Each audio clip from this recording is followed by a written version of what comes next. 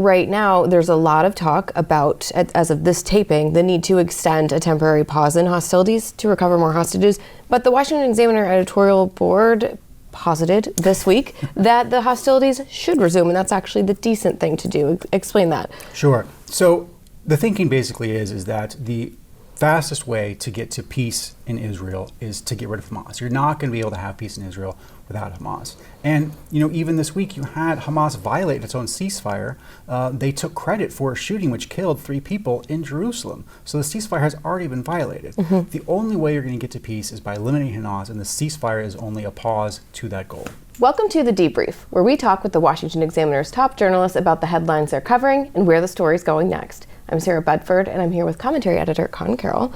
And Conn, Nikki Haley is picking up endorsements, support from sort of establishment Republican groups, but you write about how throwing support behind Haley actually reduces the chance of getting a solid Trump alternative. Why is that?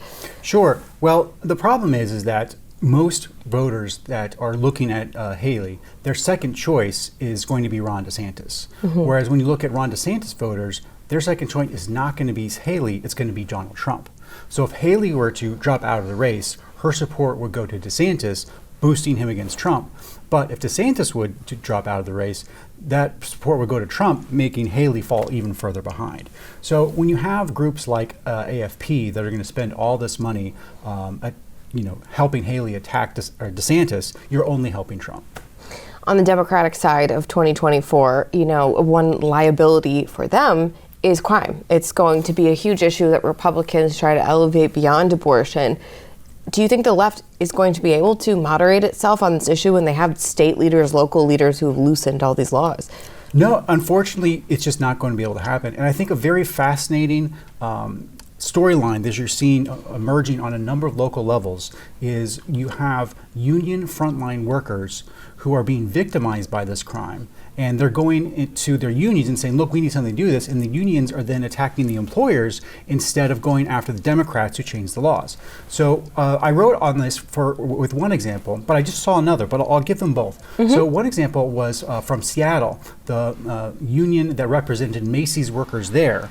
The Macy's workers were saying, look, we have all these people that are coming in robbing the store, and they're being more aggressive and they're being more violent. This is a workplace issue. Macy's, you need to do something about it.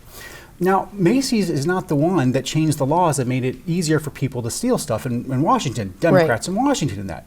Macy's can't control that. The unions instead should be pressuring Democrats to change the laws. So that's just one instance. Another instance I saw just today was you had postal workers in the Bay Area, so Oakland, San Francisco, they are being robbed. And so they are now raising that issue with the federal government, saying, look, this is a workplace issue. We are being robbed.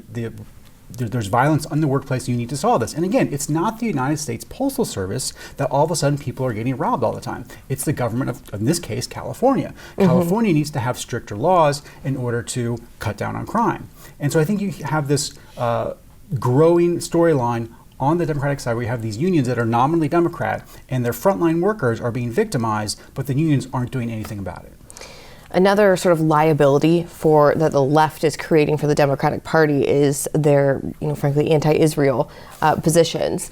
And right now, there's a lot of talk about, as of this taping, the need to extend a temporary pause in hostilities to recover more hostages. But the Washington Examiner editorial board posited this week that the hostilities should resume, and that's actually the decent thing to do. Explain that. Sure. So the thinking basically is that the fastest way to get to peace in Israel is to get rid of Hamas. You're not going to be able to have peace in Israel without Hamas. And, even this week you had Hamas violate its own ceasefire. They took credit for a shooting which killed 3 people in Jerusalem. So the ceasefire has already been violated. The only way you're going to get to peace is by eliminating Hamas, and the ceasefire is only a pause to that goal. Well, Conn, thank you so much for being here today. You can get more writing from Conn and the rest of the commentary team at washingtonexaminer.com.